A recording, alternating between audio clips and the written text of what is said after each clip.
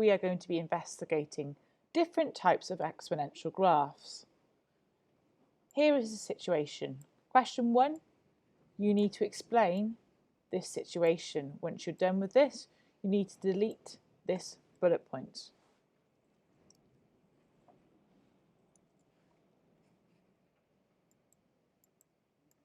Then we need to go on to point 2, plot the data points on GeoGebra.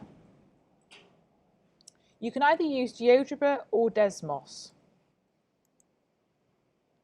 If you use Desmos, here are the functions and you need to move the sliders as follows. We will do that after we have plotted a table. So this is the table and we are going to plot these points. These are going to be the x values, the time, and the y values here. We're going to plot them vertically in this table. Then we're going to create an equation y equals k times ax on GeoGebra, where k and a are the sliders. Now you can see we've got no plus c, so we're going to get rid of that.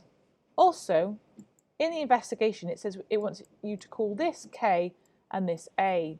So rather than a and b, we're going to change it to k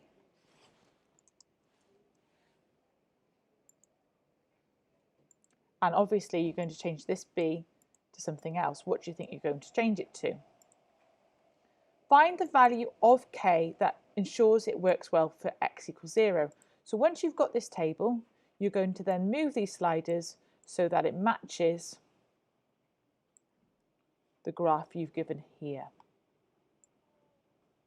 Remember, you should know what the facts are about the y-intercept. The y-intercept should be a plus c, but it's a plus c for this model. So think about what your a and c are in your new investigation model. Then it wants you to find out what a is, and you're going to talk about the accuracy. Last but not least, for this section, you are going to answer 2 mathematical questions, and then you're going to answer a question which is using common sense. The first mathematical question you'll answer is quite straightforward. What you'll have to do is it will ask you about one of the variables. So it will say, if, for example, x is 2, what is y? So what you have to do is read up from 2 and then across. So when x is 2, we have y is 4. But obviously for your model, it's going to look a little bit different to this. Then you have a common sense question. You must delete all the question and all of the explanation and write your whole answer in full sentences.